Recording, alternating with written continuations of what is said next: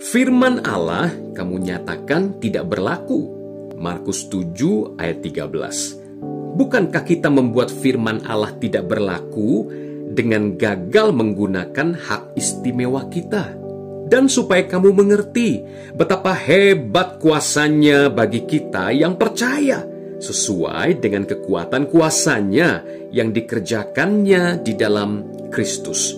Efesus 1 ayat 18-20. Bukankah benar bahwa Tuhan mengerjakan di dalam Kristus sebuah jawaban bagi setiap kebutuhan dan tuntunan dalam kehidupan orang percaya? Bukankah benar bahwa penebusan mencakup setiap kebutuhan manusia, roh, jiwa, dan tubuh? Untuk alasan itulah kita salah jika kita hidup dalam kelemahan rohani. Padahal ada kasih karunia yang melimpah-limpah yang siap memenuhi setiap kebutuhan kita. Terlalu banyak orang percaya dengan tidak sadar telah melebih-lebihkan kelemahan dan sakit penyakit serta kemiskinannya.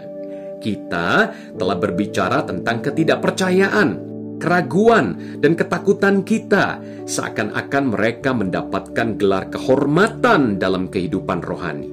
Kita telah menghargai keraguan, sampai di banyak tempat itu seolah-olah disembah. Kita mengagung-agungkan kelemahan kita, kesusahan kita, kepedihan kita. Sebenarnya kita sedang memberi tempat kepada setan untuk dipermuliakan dengan cara demikian. Karena kita adalah anak-anak Allah yang maha tinggi, mengambil bagian dalam kodrat ilahinya, sepertinya jelas kita salah jika kita mengakui kelemahan dan kegagalan kita sebagai kebenaran yang real. Tuhan adalah terangku dan keselamatanku. Kepada siapakah aku harus takut?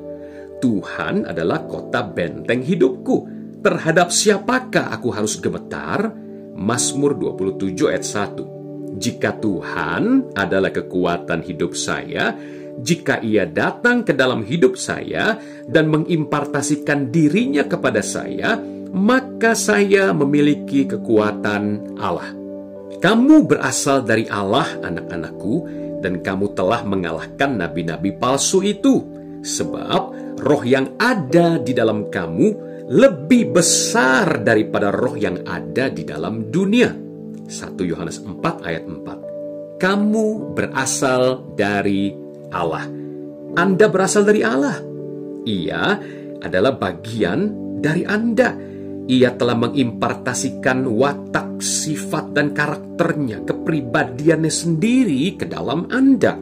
Bukan hanya itu, tetapi Ia telah benar-benar masuk ke dalam tubuh Anda dan sekarang hidup di dalam Anda. Ia memiliki kuasa yang sama hari ini di tubuh Anda seperti yang Ia miliki dulu ketika Ia membangkitkan Yesus dari antara orang mati. Orang percaya memiliki hak kepada kekuatan dan kemampuan Allah di dalam dirinya. Allah itu bagi kita tempat perlindungan dan kekuatan. Sebagai penolong dalam kesesakan sangat terbukti. Mazmur 46 ayat 1. Tuhan adalah kekuatan hidup saya, dan Ia menyertai saya sekarang. Hidupnya adalah hidup saya, kekuatannya adalah kekuatan saya. Tidak heran Rasul Paulus berkata, oleh Roh, segala perkara dapat kutanggung di dalam Dia yang memberi kekuatan kepadaku. Filipi 4 ayat 13. Tidak ada batasan tentang ini. Ini bukan berarti hanya kekuatan fisik, tetapi juga kemampuan untuk memenuhi segala jenis kebutuhan. Ketika Yesus berkata, kamu akan menerima kuasa, Kisah Para Rasul 1 ayat 8. Maksudnya adalah kamu akan menerima kemampuan. Kemampuan Tuhan telah diberikan kepada Anda yang bertobat dan percaya kepada Tuhan Yesus. Aku berdoa supaya Ia menurut kekayaan kemuliaannya, menguatkan dan meneguhkan kamu oleh rohnya di dalam batinmu. Efesus 3 ayat 16. Jika manusia batiniah Anda dikuatkan, maka manusia lahiriah Anda juga akan mendapat kekuatan. Kekuatan Tuhan bagi manusia batinia adalah kekuatan Tuhan bagi manusia jasmania Anda. Apa yang dimaksud kosong adalah tidak dapat dipakai, seperti bejana yang bocor. Karena siapa kita di dalam Kristus, maka kita bersalah jika kita tetap kosong dan tidak dapat dipakainya.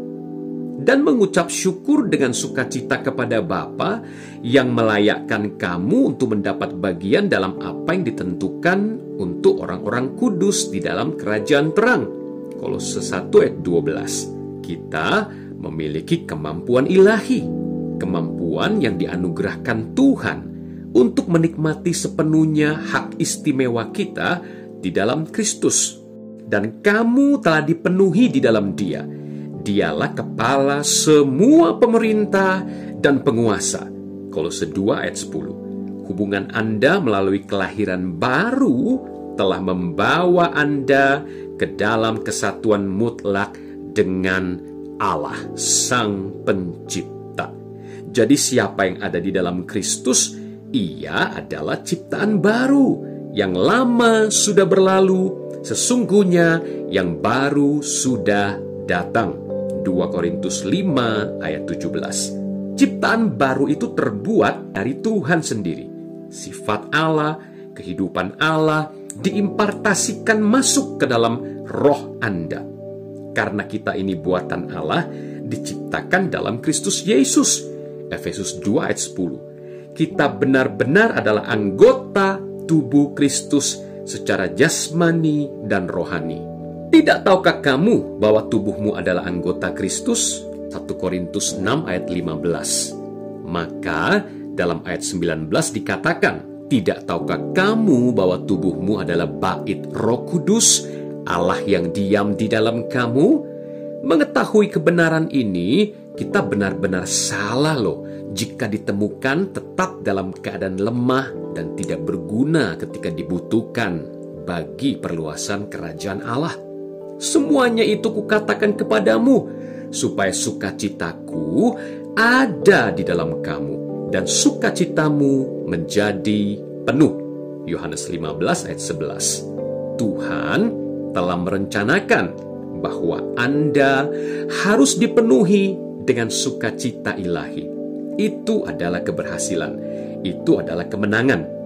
Dalam Kisah Para Rasul, firman mengatakan bahwa para murid semua penuh dengan Roh Kudus.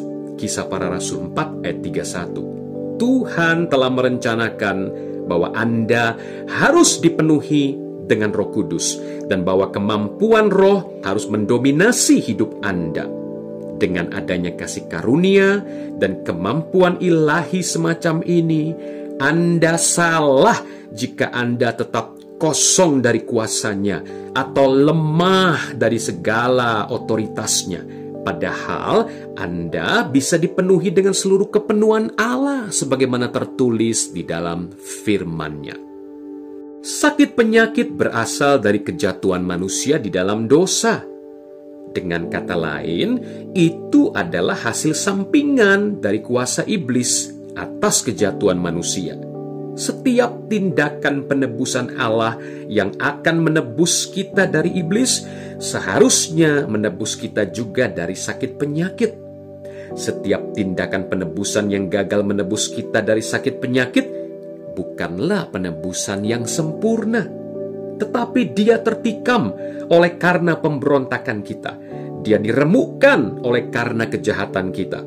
Ganjaran yang mendatangkan keselamatan bagi kita ditimpakan kepadanya, dan oleh bilur-bilurnya kita menjadi sembuh. Yesaya 53 ayat 5. Ini adalah penebusan yang sempurna, sebuah karya pertukaran yang ajaib yang terjadi 2000 tahun yang lalu di kayu salib Yesus Kristus. Karena Tuhan berurusan dengan masalah dosa, Dia juga berurusan dengan masalah penyakit sebagai dampak dari kejatuhan Adam. Tetapi Tuhan telah menimpakan kepadanya kejahatan kita sekalian. Ayat 6. Kemudian ayat 10 berkata, tetapi Tuhan berkehendak meremukkan dia dengan kesakitan. Lalu kembali ke ayat 4, sesungguhnya penyakit kitalah yang ditanggungnya dan kesengsaraan kitalah yang dipikulnya. Mengetahui kebenaran yang jelas semacam ini, tetap kalau kita dalam keadaan sakit dan membiarkannya, itu salah.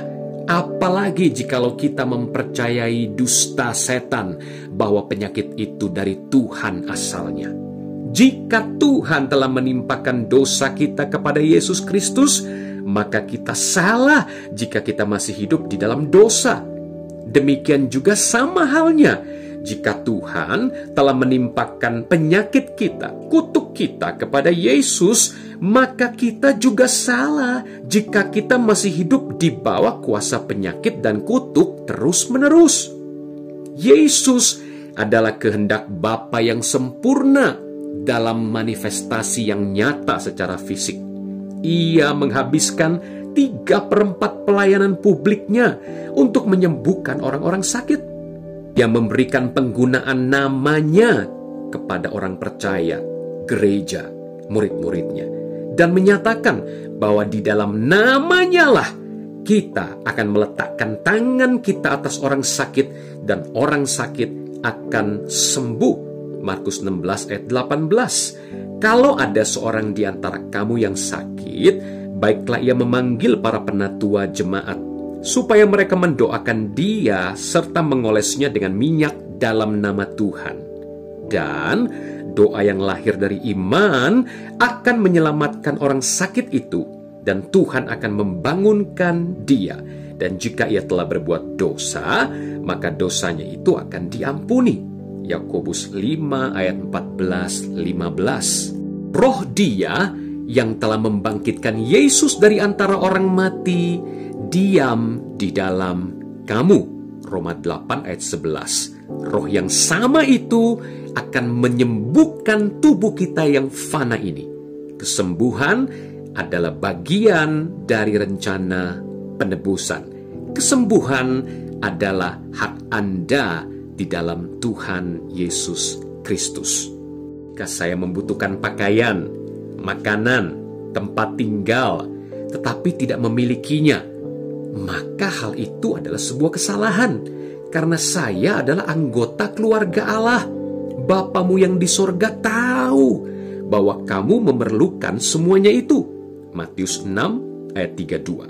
Di sini firman Tuhan berbicara tentang pakaian, makanan, dan berbagai kebutuhan hidup lainnya.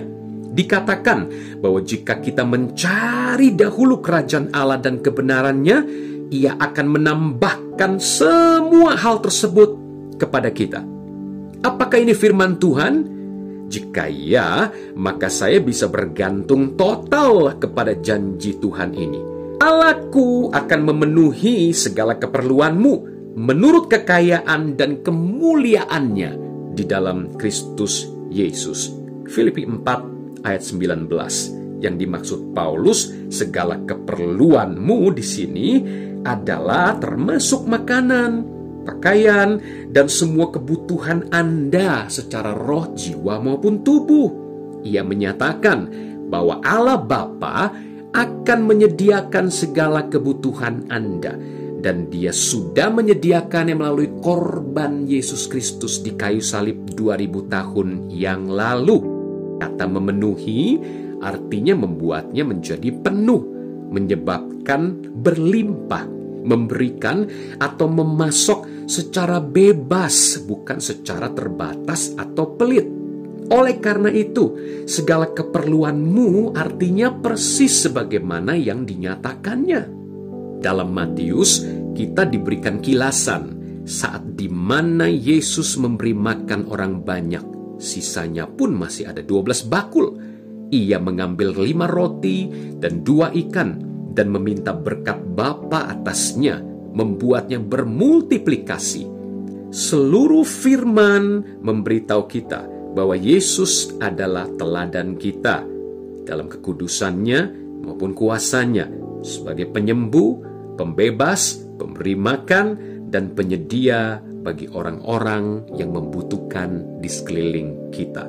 Sesungguhnya, segala sesuatu yang kamu minta kepada Bapa akan diberikannya kepadamu dalam namaku. Yohanes 16 ayat 23. Yesus telah memberikan kepada gereja, Anda dan saya yang percaya, segala kuasa untuk memakai namanya. Nama yang memiliki segala otoritas di sorga dan di bumi. Matius 28 ayat 18. Dia yang memiliki nama itulah yang melakukan berbagai mujizat. Sekarang, di dalam namanya, kita pun mampu dan dimampukan oleh Roh Kudus untuk melakukan hal yang sama.